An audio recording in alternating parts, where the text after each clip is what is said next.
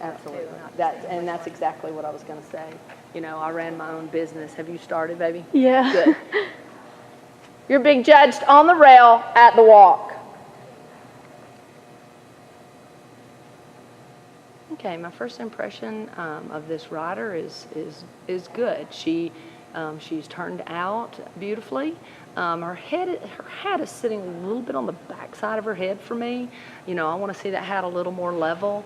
A lot of people do sit their hat like that, and they think it gives them the illusion of having a little more look, but it really kind of looks like they haven't put their hat down properly. So be very careful with that. Look at that in the mirror before you get on. The fit of this young lady's outfit is very good. Everything is nice and neat. Seeing a little bit of the toes east and west as she comes at me. I'd like to see her foot a little more square in the stirrup so that I've got a little more inside leg on the horse and not so much of a toe out look and crooked in the stirrup. I want to see them sitting square, a little more square in the stirrup.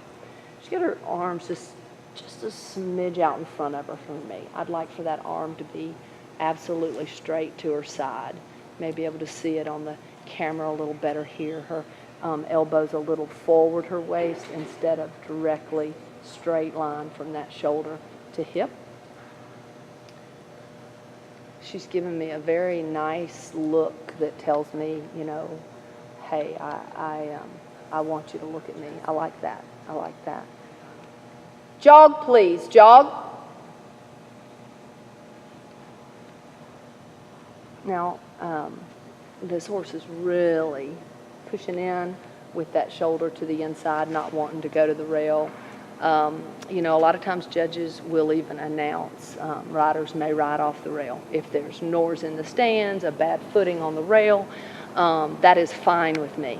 If you have a horse that is giving you struggle like this, find a line off the rail and act like that's where you want to be. Don't fight them. We saw that with Emily just a few minutes ago. Act like you have made the decision to ride 5 feet off this rail so that you can show this horse in a straight body alignment and not fight with it the whole time. Extend the jog, please. Extended gait.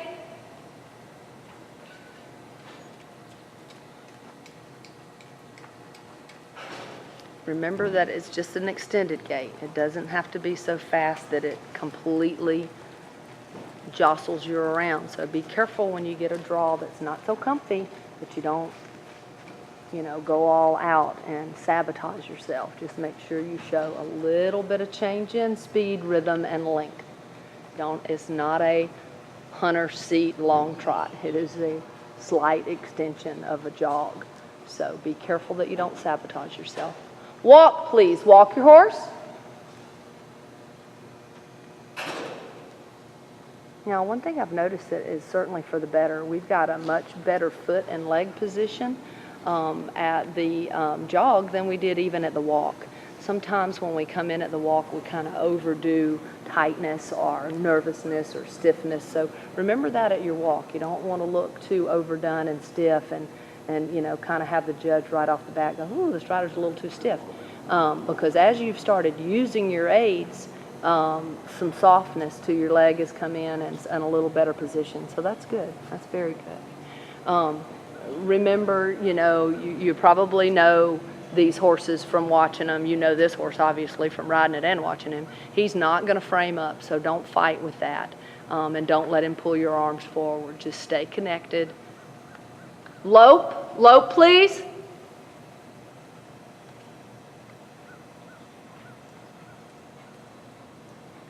Not a bad transition for this little horse. You did have like a little half hitch trot step into that lope. Don't feel rushed. Take your time. You don't want to get a penalty point. Stay connected. Almost had a break a gate there. Really good save. So when that happens, take a little mental note. Maybe I'm going too slow for this horse. This is too slow for him. Horsemanship horse doesn't have to crawl around like our bad pleasure horse, okay? We want to have some rhythm. We want to have some connection. We want to have some forward or boom. There you go. Anything can happen and have a break a gate. Walk.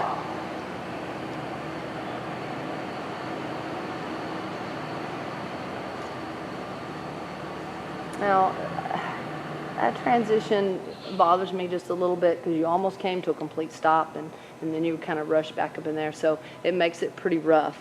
I know you were trying to prevent from having a trot step, so way to go on that. You didn't have any penalty, but want to definitely make those transitions a little smoother. Reverse at the walk and continue at the walk. You'll be able to see right here that that upper arm is kind of closed in forward towards your front. We want to open those arms up and get them to our side a little bit better than what you're doing, which would probably require a little longer rein. But if your hand moves back, you're still going to have the exact same connection. So that's not a factor. You've just got your arm a little forward your body and then open, as you can see, a good bit of daylight from it there as you go away.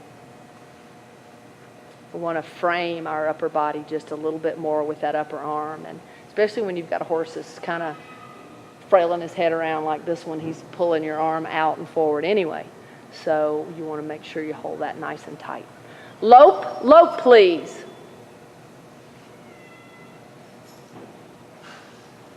Much better transition.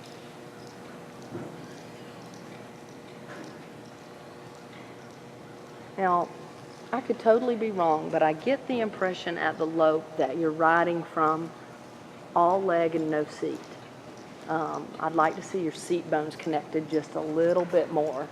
Okay, you just kind of got a little bit more connection to the inner thigh than you do from your seat for me. I want to see just a little deeper seat. Don't loosen the leg, but increase a little more connection through your seat bones in this lope. And once again, not a pretty horse to watch, but I think if you added just a little more forward. Slight extension of the lope, please. Slight extension.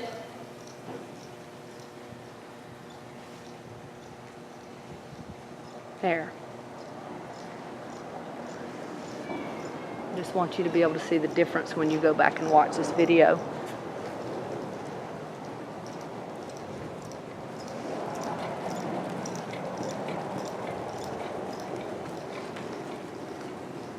And walk.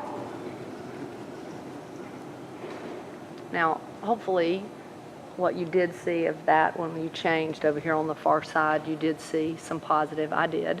Saw a little more rhythm. So those are the kind of things you want to play with in your head. What really disturbs me is that I had just asked you for a slight extension. Your connection should have increased, and you still had a break a gait. So that means there was somewhere there that you quit riding. So that's the part that really disturbs me from a judge or a coaching thought process. We were expecting more connection, and you still had a break a gait. Jog, please, jog. So, in your defense, knowing this horse, in my opinion, that was a balance issue on his part. But that's where you get the credit as a rider, making that balance better so you don't have that break a gait. So you've got to stay really connected constantly. And you've ridden this horse, and you ride him as well as anybody. So you know that. You know that. But that's what this mock show is all about, is just reminding us how hard these horses are to keep together so we do not skip any steps. Walk, please, walk. Let's reverse at the walk and continue at the walk.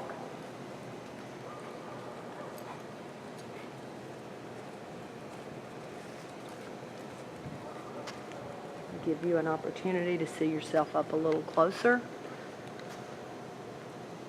Reminding you once again how important that change of direction is. That's almost always a tiebreaker if a judge asks for that right in front of them. You want to see your connection in that change of direction and how well you guide and organize your horse. Maintaining rhythm, pace, so forth. Halt. Back 4 steps.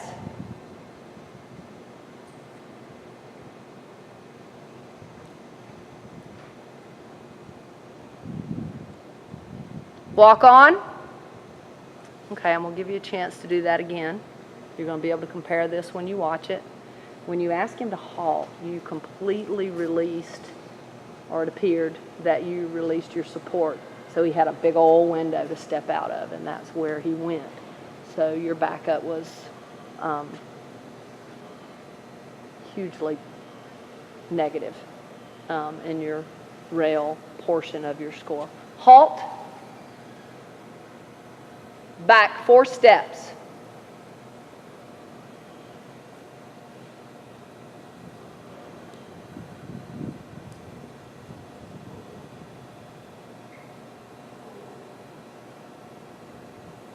Okay, try your back up again.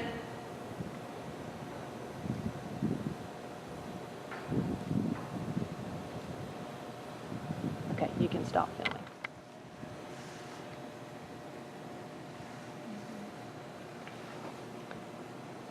Prompt transition. A little bit quick in his movement, not a bad corner. We're looking at a credit earning start. A little rough in that corner there at the extension. Kind of quick with your hand, and he really demonstrates that in his face. So be careful. I know you don't have a bad hand, but because he's so overreactive in his face, it looked that way. So probably would have been a minus maneuver.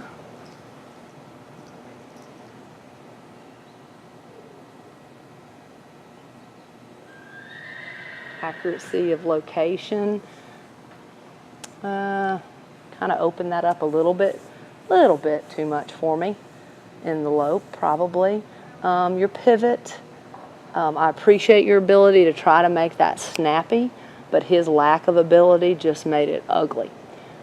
So maybe take a little bit more time on these horses that are not talented in their pivots so that you get correct out of it. Okay, let's stop it for just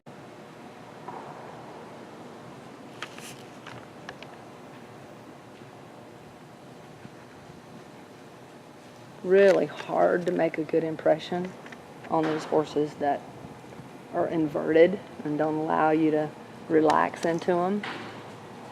But position-wise, so far so good. Your ability to control his diving through that center was credit earning, although the maneuver itself was probably, in all honesty, a -1. But you would have probably only been hit a -1/2 because of your ability to save it. Placement of your maneuvers were a little better that time. Your stop was minus. You let him dribble to your stop.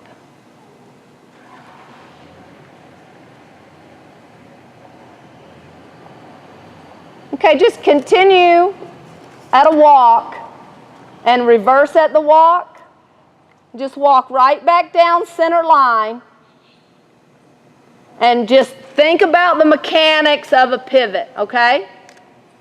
Now, there are places in this pattern, there's nothing we can do about his look. Judge knows that. But you know how to do an accurate pivot, so that's where you've got to shine. It's got to be forward, okay? It's got to be straight. It's got to be front foot in front of the other, not behind.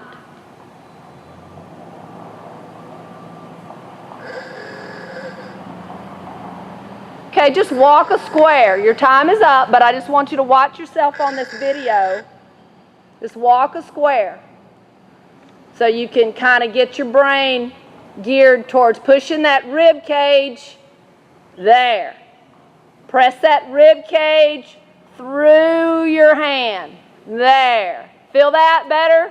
Now, another corner to the right. Push that rib cage to your hand. Don't make it happen with your hand.